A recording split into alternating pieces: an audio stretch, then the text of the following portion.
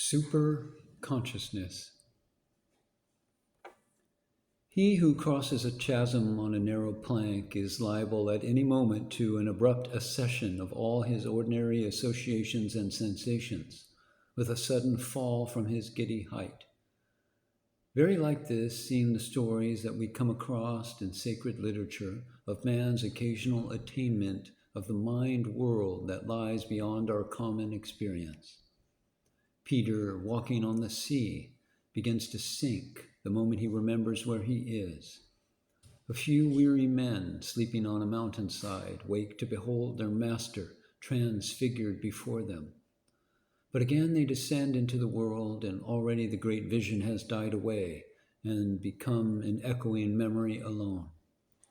Seated in the fields, watching their flocks by night and talking in hushed voices on high themes, the shepherds become aware of the presence of angels. The moments pass, and with them the exaltation of hour and place. And lo, the angels have all faded out of the sky. Their hearers are driven to the commonplace expedient of a journey on foot into the neighboring village to see what great thing has come to pass. Conditions of insight. In contrast to these, the Indian ideal is that man whose lower mind is so perfectly under his own control that he can at any moment plunge into the thought ocean and remain there at will. The man who can be swept along on irresistible currents of absorption without the least possibility of a sudden break and unexpected return to the life of the senses. Undoubtedly, this power comes nearer with depth of education and intensity of experience. But the only thing that can make it a man's own is a self-command so strict that he can, at will, transcend thought itself. To him who can so concentrate himself as to be able to even suppress it when he will, the mind becomes an obedient servant, a fleet steed, and the body, in its turn, the loyal subject of the mind. Short of such power, there is no perfect, no unwavering self-control. How few must be the persons born to it in any single generation. There is a luminousness and assuredness about the deeds and words of such which cannot be mistaken. They speak as those having authority and not as the scribes. Samadhi. We cannot question that Sri Ramakrishna recognized such a soul, a Brahmagyani from his birth, in the lad Naren, the future Swami Vivekananda, when he first saw him. Recognized too, like a skilled engineer measuring the force of a stream, the height to which his thought transcendence had already mounted. "Tell me, do you see a light when you are going to sleep?" asked the old man eagerly. "Doesn't everyone?" answered the boy in wonder. In later life, he would often mention this question in digress to describe to us the light he saw. Sometimes it would come as a ball which a boy was kicking towards him. It would draw near. He would become one with it, and all would be forgotten. Sometimes it was a blaze into which he would enter. One wonders whether sleep, thus beginning, is slumber at all in the ordinary sense. At any rate, it is told by the men who were young with Vivekananda that when he would throw himself down to sleep, their master, watching his breathing, would often tell the others that he was only apparently resting and would explain to them what stage of meditation had now been reached. On one such occasion, while Sri Ramakrishna lay ill in the house at Kasapur, Naren had seemed to one who was about him to have been sleeping for some hours when suddenly, towards midnight, he cried out, "Where is my body?" His companion, now known as the old monk Gopal Datta, ran to his aid and did all he could, by heavy massage, to restore the consciousness that had been lost below the head. When all was seeming in vain, the boy continued in great trouble and alarm. Gopal Datta ran to the master himself and told him of his disciple's condition. The master, Ramakrishna, smiled when he heard and said, "Let him be. It will do no harm to stay there for a while." He has teased me enough to reach that state. Afterwards, he told him and others that for Naren, the Nirvikalpa Samadhi was now over, and his part would henceforth lie in work. Super consciousness. The Swami himself described the early stages of this experience later to his Guru Bhai Saradananda as an awareness of light within the brain, which was so intense that he took it for granted that someone had placed a bright lamp close to him behind his head. Then we may understand the moorings of sense consciousness were cut, and he soared into those realms of which none speaks. In order to concentrate the mind, it will be understood it is first of all necessary that we should be able to forget the body. It is for this purpose that asceticism is practiced and austerities undertaken. Throughout his life, a period of strict tapas, or austerity, was always a delight to Swami Vivekananda, who was constantly returning upon this in spite of the seeming fearlessness with which he took possession of the world. Like a practiced writer touching the reins or a great musician running his fingers over the keys, he loved to feel again the response of the body to the will, rejoiced to realize afresh his own command of his instrument. He said when at the end of his life, having undertaken to go through the hot season in Calcutta without swallowing water and being allowed to rinse out the mouth, "I see that I can do anything." And he found that the muscles of his throat closed of their own accord against the passage of a single drop, and he could not have drunk it if he would. In his neighborhood, when he was keeping a fast day, food always seemed to another unnecessary and difficult to conceive. I have heard of an occasion when he sat, seeming as if he scarcely heard, surrounded by persons who were quarreling and disputing. Suddenly, an empty tumbler in his hand was crushed into fragments, the only sign he ever gave of the pain this discussion had caused him.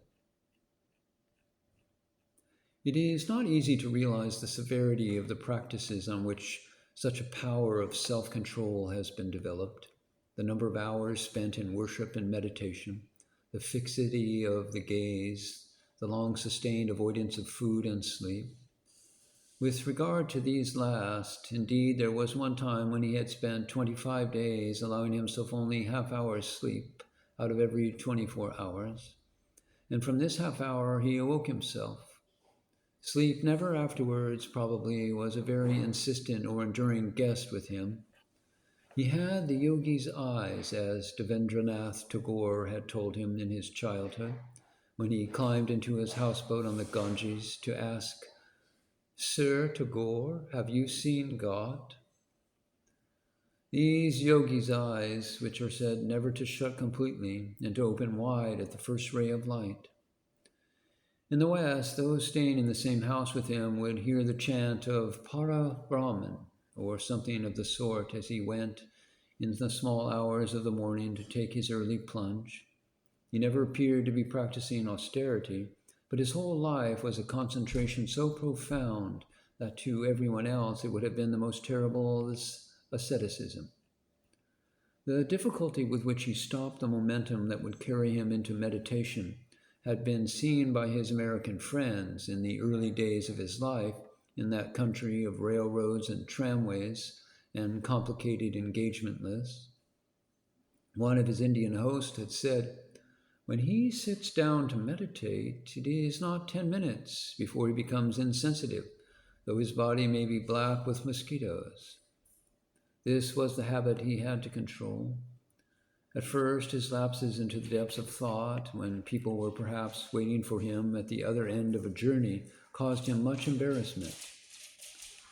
On the one occasion, teaching a New York class to meditate, it was found at the end that he could not be brought back to consciousness, and one by one his students stole quietly away. But he was deeply mortified when he knew what had happened and never risked its repetition. Meditating in private with one or two, he would give a word by which he could be recalled. Apart altogether, however, from meditation, the Swami was constantly, always losing himself in deep contemplation. In the midst of the chatter and fun of society, one would notice the eyes grow still and the breath come at longer and longer intervals, the pause and then the gradual return. His friends knew these things and provided for them. If he walked into the house to pay a call and forgot to speak, or if he was found in a room in silence, no one disturbed him, though he would sometimes rise and render assistance to the intruder without breaking his silence. Thus his interest lay within and not without. To the scale and range of his contemplation, his conversation was, of course, our only clue. The Swami's talk was always of the impersonal. It was not always religious, as that word goes, any more than his own masters had been. It was very often secular, but it was always vast. There was never in it anything mean or warped or petty. There was no limitation of sympathy anywhere. Even his criticism was felt merely as definition and analysis. It had no bitterness or resentment in it. He said of himself one day, "I can criticize even an avatar without the slightest diminution of my love for him. But I know quite well that most people are not so, and for them it is safest to protect their own bhakti or devotion." No sentiment of dislike or contempt remained from his analysis, even in the mind of the listener. This largeness and sweetness of outlook was firmly based on his reverence for his own Guru Ramakrishna. He exclaimed once, "Mine is the devotion of the dog. I don't want to know why. I am contented simply to follow." And Sri Ramakrishna, in his turn, had had a similar feeling for Totapuri, the great Vedanta master who had left his own disciples near Umballa one day to go into the lower Bengal, where I feel that a soul needs me. He had gone back to his own people when his work was done at Dakshineswar, and his grave in the northwest is honored to this day. But he whom had initiated felt for him, even after, a reverence so great that he would not even utter his name. "Nangta, the naked one, said unto me," was the customary way of referring to him by Ramakrishna. Perfect love for the world and perfect faith in man are only possible to that heart which has once seen its ideal realized. The great test. But power to transcend the consciousness of the body is not the only condition of a development like our masters. It is the Hindu belief that for the evolution of supreme force, it is necessary first to evoke intense energy of emotion, and then to hold this in absolute restraint. This points to a cycle of experience beyond the imagination of most of us, yet an incident in the life of the disciple Naren, the future Swami Vivekananda, gives us a glimpse of it. He was still young when a sudden death brought about a crisis in the fortunes of his family. Day after day, as the eldest son, he was racked with anxiety on their behalf. The sufferings of those who were dear to him tore his very heartstrings, and the sudden reversal from ease and prosperity filled him with perplexity. He could hardly believe in the extent of their disaster. At last, unable longer to bear the anguish, he fled to his master, Ramakrishna, and overwhelmed him with reproaches. The old man, for his time, though he was in his late 40s, listened patiently and said, with a tender smile, "Go yonder, my lad, and pray before the image of the Divine Mother, and whatever you ask her for, she will assuredly bestow." Looked at even from the most ordinary point of view, there was nothing wild or extravagant in the promise thus made. For Sri Ramakrishna was surrounded by wealthy disciples of the Marwari caste, who would have thought no cost too great to have redeemed his word. The boy, somewhat soothed by the quietness and assurance of the direction, left his presence and went to pray before the image. It was some time before he returned, and when he came back, he had a dazed look, say those who were present, and seemed to speak with some difficulty. And Ramakrishna asked him, "Well, did you pray?" And Vivekananda answered, "Oh, yes." "And what did you ask Mother to give you?" said the master. "The highest bhakti and jnana," replied Naren. "Go again," said Sri Ramakrishna, briefly, without further comment, and again he went. But there was no change. 3 times he was sent to ask for what he would, and 3 times he came back with the same reply. Once before the mother, he had forgotten all else and could not even remember the cause that had brought him there. Have any of us risen at times to the height where we lose memory of the little self in intensity of prayer for the beloved? If so, we have perhaps gained some measures of the infinitely greater remoteness of this experience from our own common world of relativity and difference. The Swami's thought soared as he talked, his thought itself but one form of expression of the inner self, the Adi Shakti. And is the force spent in it to be reckoned as lost from the point of view of the thinker's own good? First, a circle of phenomena, then a circle of thought, lastly, the Supreme. If so, surely there can be no greater unselfishness than the sharing of their mind treasure by the great souls, the Mahapurushas. To enter into their dream must in itself be redemption, for it is the receiving objectively of a seed that cannot die, till it has become subjectively the beatific vision.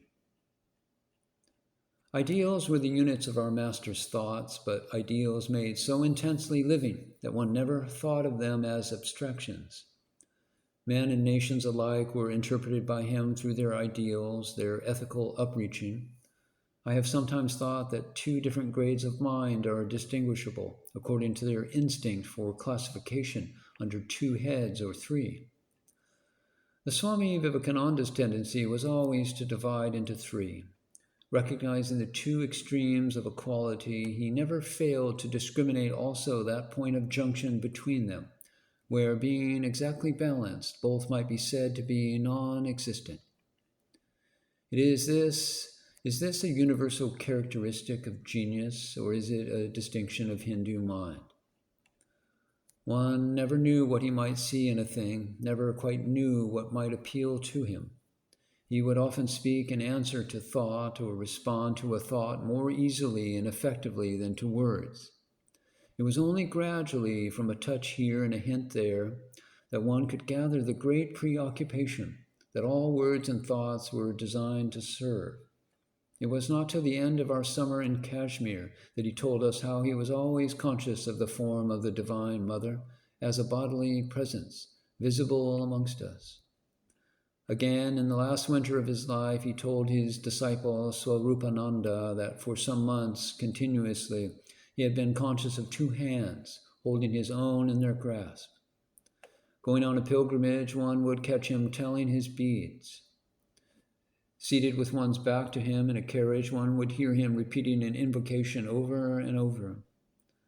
One knew the meaning of his early morning chant when, before sending a worker out to battle, he said, Ramakrishna Paramahansa used to begin every day by walking about in his room for a couple of hours saying Satchit Ananda or Shivoham over and over, or at least some other holy word. This hint, publicly given, was all. Constant devotion, then, was the means by which he maintained his unbroken concentration. Concentration was the secret of those incessant flashes of revelation which he was always giving. Like one who had plunged his cup into a deep well and brought up from it water of a sparkling coldness was his entrance into a conversation. It was the quality of his contemplation, quite as much as its beauty or its intensity, that told of the mountain snows of spiritual vision whence it was drawn. Some measure of this concentration was afforded by the stories he would tell of his lecturing experiences. At night, in his own room, a voice, he said, would begin to shout at him the words he was to say in the morning, and the next day he would find himself repeating on the platform the things he had heard it tell. Sometimes there would be two voices arguing with each other. Again, the voice would seem to come from a long distance, speaking to him down a great avenue. Then it might draw nearer and nearer till it would become a shout. Depend upon it, he would say, whatever in the past has been meant by inspiration, it must have been something like this. The mind of the Guru. In all this, however, he saw no miracle. It was merely the automatic working of the mind when that had become so saturated with certain principles of thought as to require no guidance in their application. It was probably an extreme form of the experience to which Hindus refer to as the mind becoming the Guru. It also suggests that almost perfectly balanced as the two highest senses were in him, the oral may have had a slight preponderance over the visual. He was, as one of his disciples once said of him, a most faithful reporter of his own states of mind, and he was never in the slightest danger of attributing these voices to any but a subjective source.